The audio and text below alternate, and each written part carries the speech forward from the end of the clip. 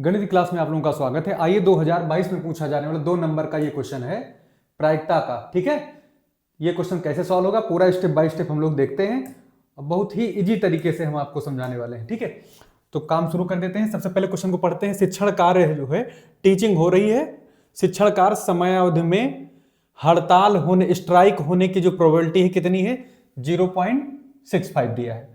तो यहां से ये पता चलता है कि स्ट्राइक ना होने की हम निकालेंगे तो 1 में से इसको घटा देंगे। ठीक है, और हड़ताल ना होने की तथा हड़ताल होने की स्थितियों में शिक्षण कार्य के समयानुसार कंप्लीट होने की जो प्रोबेबिलिटी है 0.80 है और 0.30 है। तो शिक्षण कार्य समयानुसार पूर्ण होने की प्रायिकता ज्ञात कीजिए। यानी हमारा क्या हो, शिक्षण कार्य पूरा हो जाए चाहे हड़ताल हो चाहे ना हो, बस यही सवाल है। तो शिक्षण कार्य पूरा हो चाहे हड़ताल हो चाहे ना हो। तो पहले तो ये देख लो कि हड़ताल है, हड़ताल की प्रायिकता क्या है।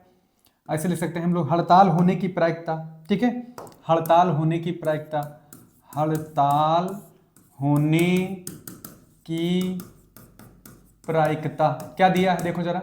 इसको मान लीजिए हड़ताल होने की हम लोग ए से अगर दिखाएं हड़ताल होना, इस घटना को हड़ताल होना हम लोग किससे दिखाएं, ए से। ठीक है, तो हड़ताल ना होना ए बार हो जाएगा। तो हड़ताल होने की प्रायिकता हम लोग यहां से निकाल लेते हैं।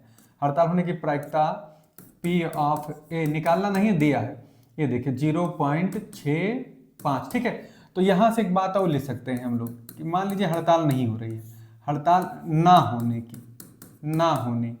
की प्रायिकता, तो पी ऑफ ए बार कहिएगा उसको। ठीक है, तो 100 में से मतलब 1 में से इसको घटा दी 1 माइनस 0.65 करोगे तो ऑटोमेटिक आपको 10 में से 5 गया 5 और यहाँ पर कितना आ जाएगा भाई 65 है तो 35, तो 0.35 आ जाएगा। ठीक है, तो ये प्रोबेबिलिटी हमको मिल गई हड़ताल ना होने की, जिसको हम पी ऑफ ए बार से कहते हैं। ठीक है, अब देखिए एक चीज है, एक घटना है ई क्या है कि आपका शिक्षण कार्य पूरा होना चाहिए। क्या होना चाहिए, शिक्षण कार्य पूरा होना मान लिया ई घटना को। घटना ई हमारा ये बता रही कि शिक्षण कार्य पूरा होने को दिखाती है घटना ई। तो हमको क्या चाहिए, यही तो चाहिए कि शिक्षण कार्य पूरा होना चाहिए कुल मिला के। तो मैं लिख देता हूं, तो शिक्षण कार्य पूर्ण हो। ठीक है, पूर्ण हो, शिक्षण कार्य पूर्ण हो। ठीक है, की प्रायिकता की प्रोबेबिलिटी। ठीक है, कैसे होगा, ऐसे लिख देंगे पी ऑफ ई। ठीक है, ये कैसे होगा, 2 कंडीशन में होगा, या तो हड़ताल होगी तो शिक्षण कार्य पूर्ण हो या तो हड़ताल ना हो तो पूर्ण हो। तो मतलब एक तो ले लेते हैं कि मान लीजिए कि ये है पी ऑफ ए है, हड़ताल हुई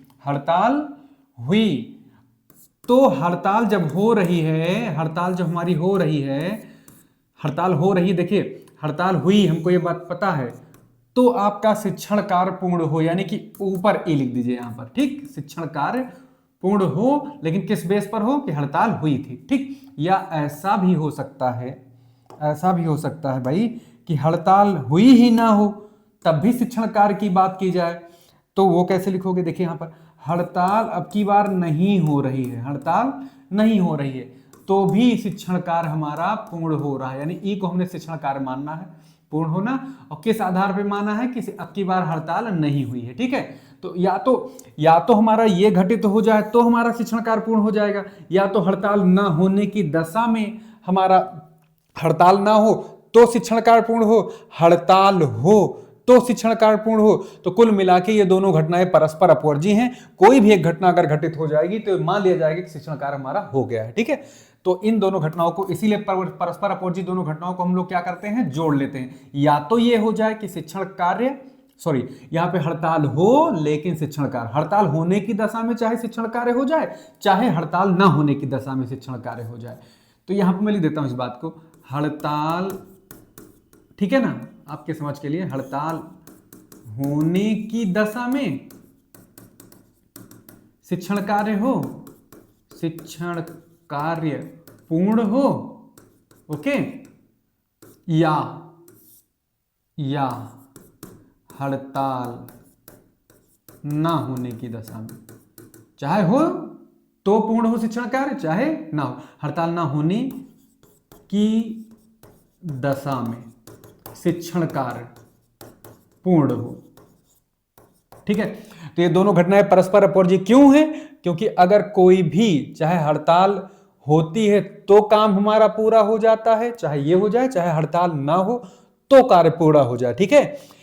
एक भी इसमें से घटना घटित हो गई, चाहे हड़ताल होने पर पूरा हो चाहे हड़ताल ना होने पर, चाहे का मतलब लग गया, यानी कि दोनों परस्पर अपोजिट घटनाएं हैं, इसलिए इसमें प्लस का साइन लगेगा यहां पर। बस ये हमारा सवाल सॉल्व हो जाएगा। तो अब कुछ करना नहीं है, रख दीजिए। तो पी ऑफ ए हमारे पास कितना है, पी ऑफ ए हमारे पास ये है 0.65, गुणे लगाइए। और जब हड़ताल हो रही है तो शिक्षण कार्य, देखिए ये लिखा है हड़ताल ना होना और हड़ताल होना, दो स्थितियां लिखिए। तो हड़ताल होना, यहां से देखिए आप, P ऑफ E अपॉन ए क्या है, यहां से मैं लिख देता हूं कहीं, P ऑफ E अपॉन ए, यानी शिक्षण कार्य हो रहा है, जबकि ए को हमने माना है हड़ताल होने की दशा में, ठीक। तो हड़ताल होने की दशा में यहां पर है भाई, पहला वाला हड़ताल होने की दशा में शिक्षण कार्य, हड़ताल ना होने वाला पहले था, लिखा है इसमें उल्टा लिखा है। तो हड़ताल होने की दशा में जो लिखा है, कितना लिखा है भाई, ये वाला है। हड़ताल अगर हो गई तो शिक्षण कार्य बड़ी मुश्किल से होगा ना, तो इससे तो कम परसेंटेज इसका होगा ही होगा। तो ये हड़ताल होने की दशा वाला ये क्वेश्चन है, क्रम से दिया है। तो इसकी जगह पर लिख सकते हो कितना, 0.32, ठीक है, ये लिख सकते हैं।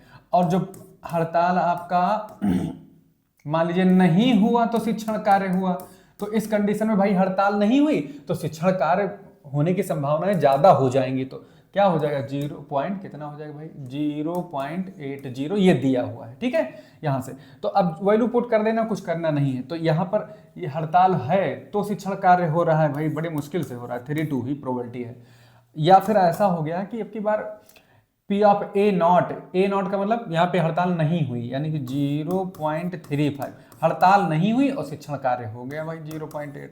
अब इन दोनों को मल्टीप्लाई करिए, तो इसका मल्टीप्लाई करेंगे तो कितना आएगा भाई, 65 और 32 का मल्टीप्लाई कर लेते हैं। 65 और 32 का मल्टीप्लाई करोगे तो कितना आएगा, देखिए 2 पंचे 10 हो जाएगा, 2 छंग 12, 1 13 हो जाएगा, 3 पचे 15 हो गया, 3 छंग 18, 1 19 हो गया, 0 5 3 8 हो गया, 9 1 10 हो गया, और यहाँ पर 1 1 2 हो गया। तो कितना आया है ये देखिए जरा, इसका मल्टीप्लाई कितना आया है, 4 अंक बाद दशमलव लगेगा, तो 0 पॉइंट कितना है, 2080, ठीक है।